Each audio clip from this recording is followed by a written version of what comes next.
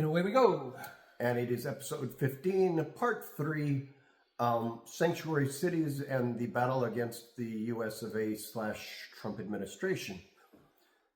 Yeah, so Trump and the administration is threatening to defund federal aid to these cities, including FEMA and all this other stuff.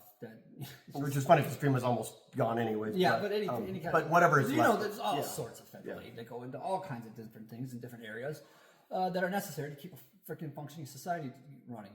So they wanted to start withholding that for any city that's basically following the Constitution.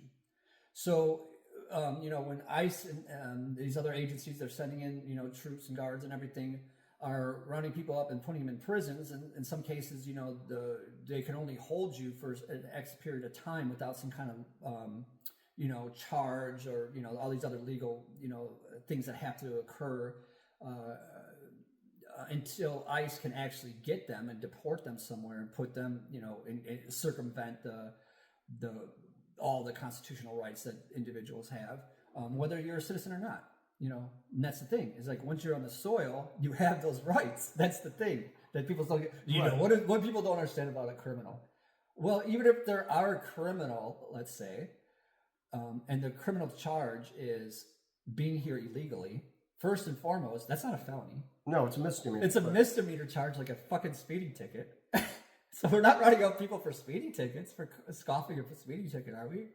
Like, what is the crime that is so egregious that you need to round them up and send them back? We've said this before. I keep repeating everything all the time. When every measure says that these people are contributing to society, they're far less likely to be violent criminals than the average people in society. So, and many of them are going through the process that are getting rounded up. Or or somehow trying to or just flat out legal status. So so these cities should be doing this. Be like, hey, wait a minute, is this guy a citizen? He's not. You don't have a charge on him. You've got nothing on him. Release him. Like, why are you rounding him up in the first place? So it's not like these guys are going out of their way to stop ICE from rounding people up. The cops are not going out there and like pointing a gun at ICE saying, hey, stop doing this. No, it's not like that at all. They're trying to make it sound like we're impeding on their ability to turf, which is already illegal. What they're doing is illegal. In a lot of cases, they don't even tell the local authorities what they're doing. These guys are literally driving around like bounty hunters looking for people, and they're getting paid like bounty hunters in a lot of ways, because they're getting quotas that they're trying to meet, and they're getting bonuses for the amount of people they bring in. And some, it's like 5,000 a head or some kind of shit that they're talking about. It's at least 1,000 a head, somewhere between. Something like that. I don't know. Who cares what the numbers are? It's just the principle. Right. If somebody knows what these numbers are, toss them in there, or what's going on. The idea is just that's what's happening. So we talk about who they hire for these jobs, and who these people are, and what their incentives are, and what they're willing to sell their soul for. But your point on local officials is they're not actively trying to stop ICE. They just start bending over to help us. There's a difference. They're not bending over backwards to circumvent the Constitution and people's rights and individual rights as a human rights. And some of that is they simply don't have the manpower, even if they thought they wanted to. Some of them maybe even agree with it, but they do not have the manpower. Right. So in a lot of these cities, they're saying that, look, we have our police force is already taxed out, trying to do the things that we need to do, and now you're throwing this on top. This is not our jurisdiction to worry about immigration control. That's a federal thing, and that's immigration policy, And if you guys have an issue with somebody, then you press the charges and you take them, But you have no charges on these people because you're just rounding people up, and you don't even care you don't care about anything. The bounty hunters want their money. They're going to take them to these facilities and try to work it out from there. In a lot of cases, they're not working it out at all, and they're just sending them places. So, this is just a way to round people up. And then it's expanding outwards to where it's, going to stop just being people that they're saying are illegal immigrants, because we talked about it before with how they're saying that people who have mental instability. Oh, that's the next thing they're going to start doing, is going after people who show up on any kind of registry as having mental illness or autism, or which is not necessarily a mental illness. It's anyways, but Anyways, they're expanding the list of people they're going after, and far beyond just undocumented. And look, you don't have to be on a list.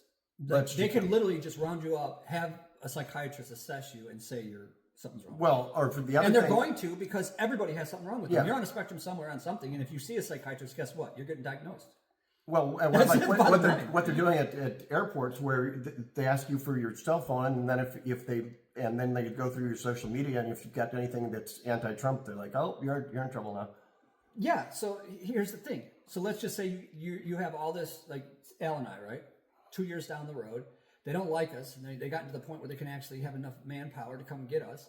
And then they put us up in front of a psychiatrist, and they say, "What do you think?" And then we come, and it's like, "Oh, they're conspiracy theorists, and they're blah blah blah, and they're delusional, and they need to go to jail." Yeah, that's exactly what they can do. That's where it's headed. So that we're getting gaslit into thinking we're the crazy ones, that we've gone. Well, right now it's heading there faster than 2 years. It's going to be. Yeah, I'm not throwing out a number, but it's faster than that. It's so bizarre too, because you'll watch some of these TikToks from the other side, right? And they're literally like clapping and saying, "Oh, ha ha ha, we got what we want," like goading you into going crazy, into crazy land. Yeah. And they're like, and then if you react in any way, they're like, cry like a baby. Like, how sick is that? How sick and demented are these fucking people that they get off on seeing other people's pain and suffering, and then the inhumanity of that, to not say, "Hey, look, man, try to understand or anything why people are upset or why they're getting unhinged." No, they're going batshit crazy, right? People are reacting, and then they're pointing fingers back and saying, "Oh, just calm down, man. It's not as bad as you think. Why are you being such a baby?" It's so cruel and vicious. It's like insidious. It's to the umpteenth degree, because for the person who's experiencing this reality, there's no escape, because you're caught between a rock and a hard place. You can't say anything, and you're doomed when you get put in that position. And that's what Trump is doing to America, to the entire fucking country. Well, and you mentioned TikTok, and I think we said that TikTok's got some new rules that are going to come out, which should make it even harder to talk about politics. But what's crazy is social media is the only place where you're going to see some of this, because if you look at the mainstream media and you look at the music festivals, anyways, they're not showing it. They are not showing it at all. It's as if it's not happening on mainstream media. It's weird to me. Like, even like, I don't know. I don't watch MSNBC. Well, no, but even things like NPR and stuff, or if they are, it's like for 5 minutes, and there might have been something that went on, but the scope of what's happening is being downplayed to right. And I also heard that there's actually been some armed resistance against some of these ICE agents that specifically Los Angeles, I know. Right, like 3 incidences that are not even making the news. Period. Yeah, but if you follow the right social media channels, I take that back. It's popping up, but more and more, some of those stories are being suppressed. I'll see people who are like, "I did the story 3 times; it got taken down each time." Yeah, that kind of thing. This has invaded even so-called, the radical left media. It's so ridiculous.